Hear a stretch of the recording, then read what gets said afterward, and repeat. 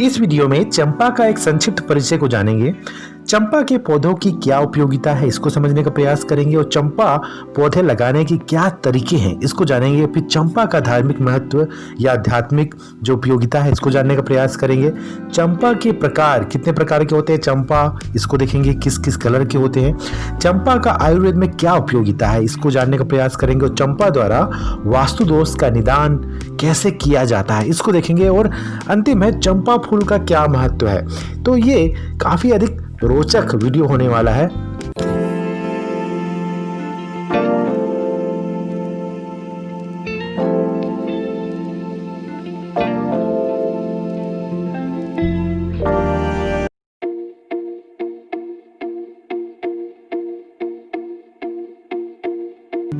चंपा के वृक्ष लगभग 6 से 8 मीटर ऊंचे होते हैं। ये वृक्ष हमेशा हरे भरे होते हैं, जैसा कि आपको दिख भी रहा है। वृक्ष के तने सीधे होते हैं और बेलनाकार भी होते हैं, गहरे भूरे या भूरे रंग के होते हैं। इसके पत्ते सीधे होते हैं, जैसा कि आपको दिख रहे पत्ते काफी अधिक घने भी हैं और इसका रंग जो है हरा है। इसके पत्ते हमेशा 10 से 30 सेंटीमीटर लंबे होते हैं और चौड़ाई की बात करें तो 4 से 10 सेंटीमीटर होते हैं और इसके नुकीले होते हैं, चिकने होते हैं, चमकीले होते हैं, जैसा कि आपको दिख भी रहा है। फूल के साथ कितने ज़्यादा चमकदार है। चंपा के फूल सुंदर और बहुत ही अधिक सुगंधित होते हैं। फूल हल्के पीले रंग के भी होते हैं, मगर ये बहुत सारे कलर में भी आते हैं, जैसे कि आप दिख रहा है कि वाइट है और इसका जो खुशबू है काफ़ी अच्छा रहता है। और ये इसके जो फल है 7.5 से 10 सेंटीमीटर लंबा होता है, अंडाकार होता है, नुकीले अंडाकार होते हैं, हालांकि इसमें दिखाई नहीं देगा।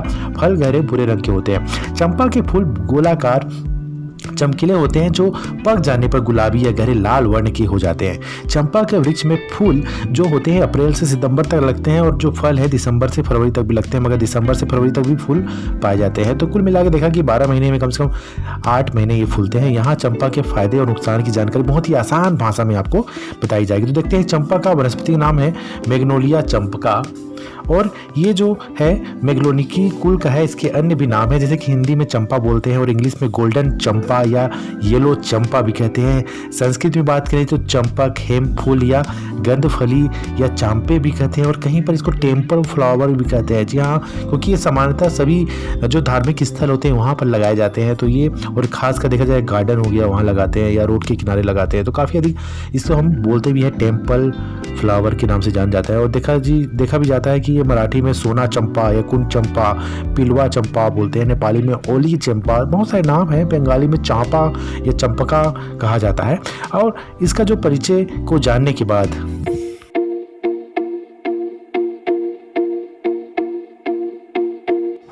चंपा के पत्ते को जैसे मैं तोड़ रहा हूँ तो यहाँ पर इसके दूध जो निकल रहे हैं ये घातक होते हैं, मतलब ये स्किन में ना लगे तो बेहतर होगा।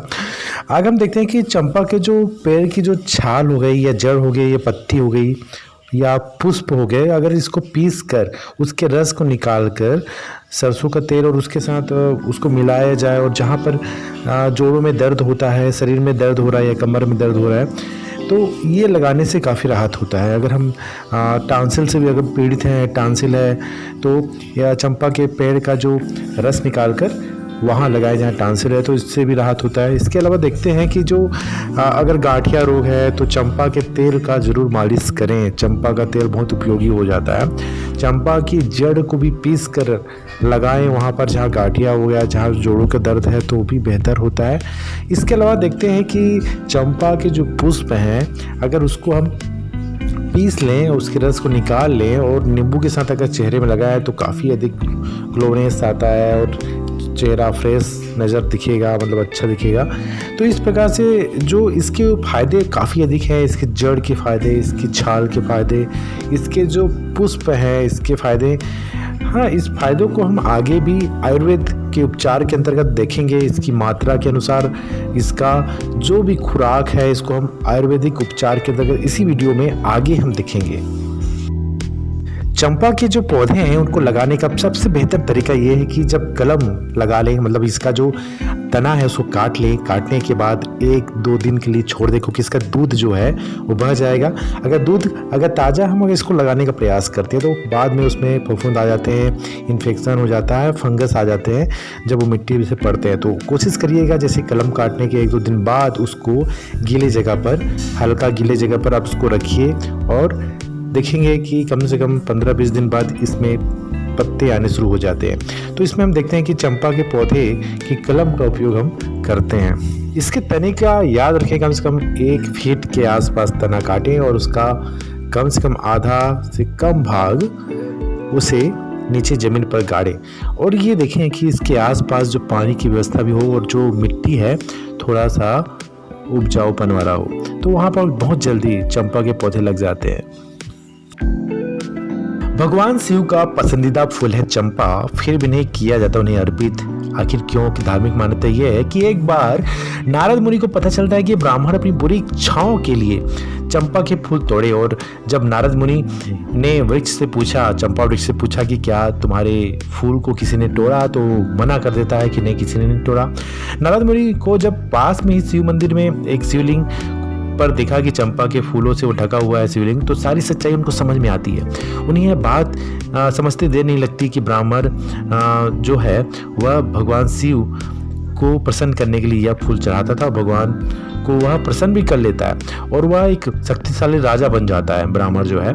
और वो क्या करता है, गरीबों को परेशान करता है। तो भगवान शिव उस ब्राह्मण की हर मुराद पूरी कर देते हैं। जब नारद ने भगवान से उस ब्राह्मण की मदद करने का कारण पूछा तो भगवान शिव ने कहा कि चंपा के फूल से मेरी पूजा करता था, तो मैं उसे कैसे मना कर सकता था।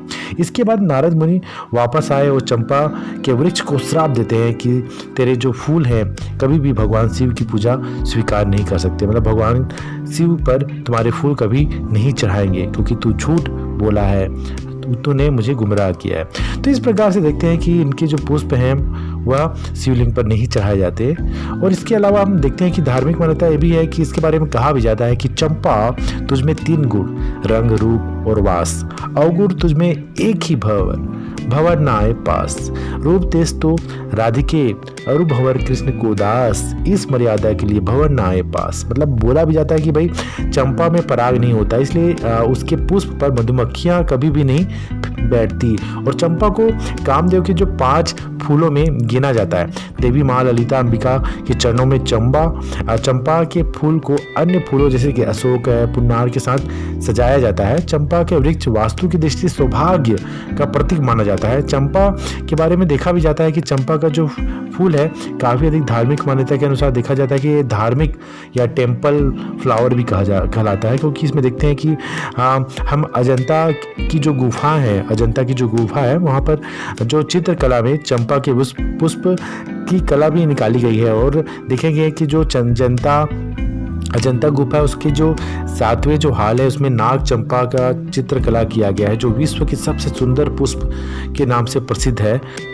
चंपा के प्रकार की बात करें तो सफ़ेद चंपा, लाल चंपा, हरा चंपा, सोन चंपा, नाग चंपा, भूरी चंपा, कवट्ठी चंपा आदि 7 प्रकार के चंपा के प्रकार हैं। इसमें हम देखते हैं कि सफ़ेद चंपा में जो फूल है सफ़ेद रंग के होते हैं, जैसा कि आप देख रहे हैं। और एक लाल चंपा है, इसमें कलर जो है लाल होगा। हरा चंपा है ना, एक गोल्डन कलर का होता है। तो इस प्रकार से चंपा के जो विभिन्न प्रकार के प्रकार हैं।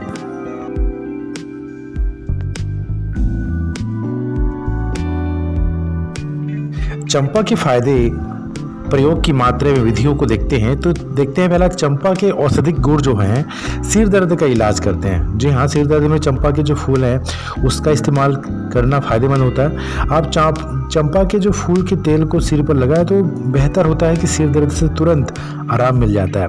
आँखों की बीमारियों में भी चंपा का काफ़ी अधिक उपयोग होता है, जैसे कि चंपा में जो कोमल पत्ते जो हैं उनको पीस लें और उसे पानी में मिलाकर छान लें। इसे 1-2 बूंद की मात्रा में आँखों में डालने से आँखों की जो बीमारी है या सूजन होता है वह कम हो जाता है। खासकर मोतियाबिंद में भी ये काफ़ी अधिक राहत आराम देता है।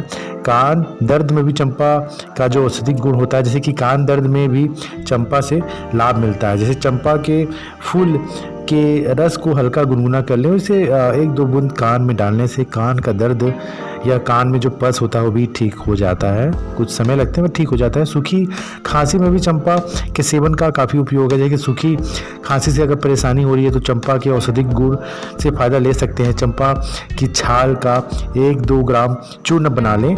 इसमें शहद मिलाकर चाटने से सूखी खांसी भी ठीक हो जाती है। सफ़ेद दाग के इलाज में आयुर्वेदिक दवा का रूप में भी चंपा का तेल काफ़ी अधिक होता है। तो क्या करना है, चंपा का जो तेल में तिल का तेल मिक्स कर लेना है और इसे सफ़ेद दाग जहाँ हो है या त्वचा रोग है या खुजली है वहाँ पर लगाए तो काफ़ी आराम मिलता है, ठंडकता भी मिलती है। चंपा के फलों या फूलों को पीस लें और इसे सफ़ेद दाग वाले जगह में लगाने से भी काफ़ी ठीक होता है।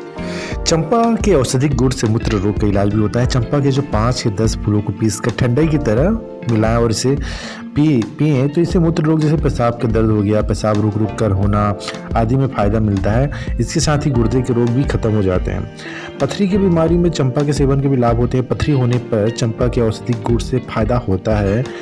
500 मिलीग्राम चंपा की जड़ और फूल को बकरी के दूध के साथ पीस लें, इसे पिए। इससे मूत्राशय की छोटी पथरी निकल जाती है खुद ब खुद, हॉस्पिटल जाना नहीं पड़ेगा। जी हाँ, पेट दर्द में चंपा के सेवन में भी लाभ होता है। 5 मिलीलीटर चंपा के पत्ते के रस में मधु या शहद मिलाकर है ना सेवन करने से पेट की दर्द ठीक हो जाते हैं। चंपा के फूलों का काढ़ा बना लें और 10-20 मिलीलीटर मात्रा में काढ़ा को पिलाएं तो पेट दर्द भी ठीक हो जाता है। गैस की समस्या हो गया, एसिडिटी हो गया तो उसमें भी फ़ायदेमंद होता है। कैसे होता है देखते हैं। चंपा के जो बीज होते हैं उससे तेल निकाल लें और इससे पेट पर मालिश करने से पेट फूलने या गैस की समस्या लाभ होता है ना। और पेट में जो कीड़े होते हैं चंपा के सेवन करने से भी उसका भी लाभ होता है। चंपा के ताज़ा पत्तों को पीस लें और 5 से 10 मिलीलीटर रस निकाल लें। इसमें शहद मिलाकर पिलाने से पेट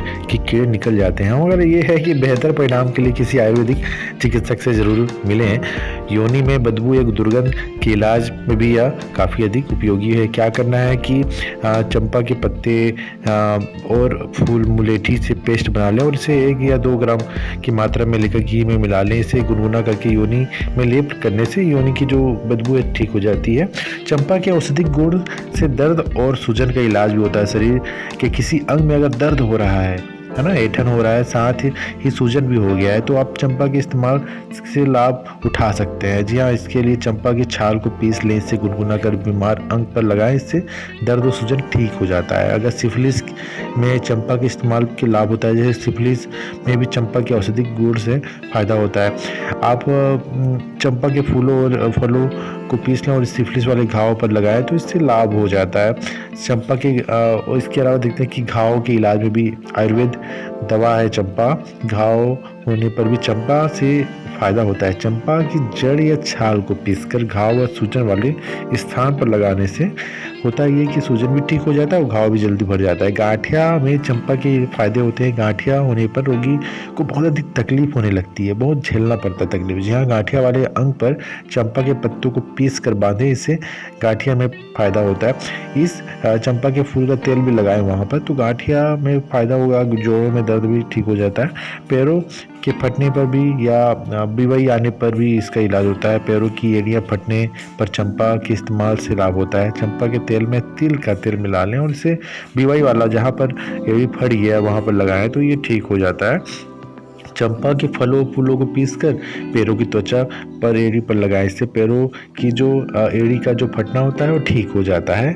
मेनिया रोग में भी चंपा का औषधि गुण होता है। देखते हैं कि पित्त दोष के कारण होने वाले जो मेनिया रोग में चंपा के इस्तेमाल से लाभ होता है। मेनिया की बीमारी के इलाज के लिए चंपा के 4 ताज़ा फूलों को शहद में मिलाकर खाइए तो मेनिया का जो रोग है दूर हो जाता है। बुखार के इलाज में भी आयुर्वेदिक दवा है चंपा।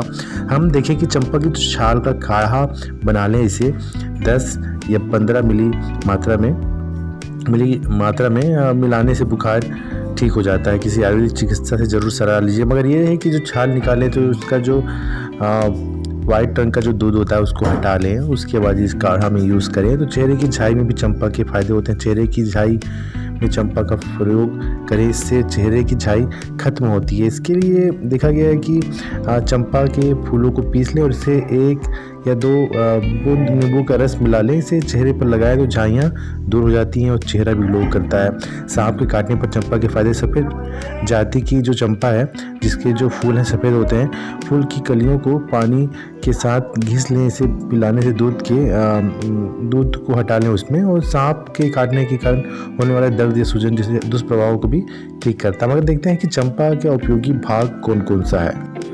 छाल, जड़ की छाल, पत्ते, फूल, फल की छाल। चंपा का इस्तेमाल कैसे करें। चूर्ण हो गया, छाल हो गया, पत्ते का रस हो गया, काढ़ा के रूप में। देख लीजिए मात्रा। किसी भी प्रकार का घर का वास्तु दोष है तो उसे चंपा वृक्ष से दूर किया जा सकता है। जी हाँ, दक्षिण या दक्षिण पूर्व की ओर इस वृक्ष को लगाएं और उसको प्रतिदिन पानी देते रहें तो काफ़ी अच्छा रहता है। मगर इसका याद रखिएगा कि इसके जो पत्ते हैं उसको पानी के छींटे हमेशा लगा दें, जिससे चमकीला रहेगा और आपका जो घर है, आपके घर की सुख शांति भी वो भी हमेशा चमकदार बनी रहेगी। तो एक वास्तु दोषों के अनुसार खास कर बताया गया है कि वास्तु दोष का एक बुक है, हाँ, उसका नाम है कि घर की शांति वास्तु दोषों से। तो ये जो है इस बुक के जरिए बताया गया है कि जो दक्षिण या दक्षिण पूर्व की ओर चंपा के वृक्ष का लगाना चाहिए। और ध्यान रखें कि बड़ा विशाल का वृक्ष की तरह ना हो, वो एक पौधे की तरह हो। तो कोशिश करें जैसा ही फूल होता है तो उसको कटिंग कर लें और ये ज़्यादा ऊंचाई में ना जाए। जी हाँ, ये जो वृक्ष है कम से कम 8 या 10 मीटर भी ऊंचे हो सकते हैं। तो इसको कॉमन 7 मीटर के आसपास रखें दक्षिण पूर्व की ओर, और पानी प्रतिदिन डालें। और इसके जो पत्ते हैं उसको बाकायदा पानी से बौछार डालते रहें, साफ करते रहें। तो ये वास्तु दोषों को भी दूर करता है। चंपा के फूलों का, जड़ का, तने का, जड़ का, तो इसका तो उपयोगिता तो हम देख चुके हैं। मगर इसकी बात कर लें कि चंपा के जो फूल है सूंघने से दिल और दिमाग बलशाली बनता है, स्मरण शक्ति बढ़ती है। तो बिल्कुल चंपा के फूलों को, खुशबूदार जो फूल है उसको सूंघा करिए। किसी व्यक्ति के हाथ पैर में जो ऐंठन होता है, सुन पड़ते हैं तो जो करते हैं तो तेल, चंपा तेल का जो मालिश हमेशा करते रहें तो काफ़ी बेहतर होगा।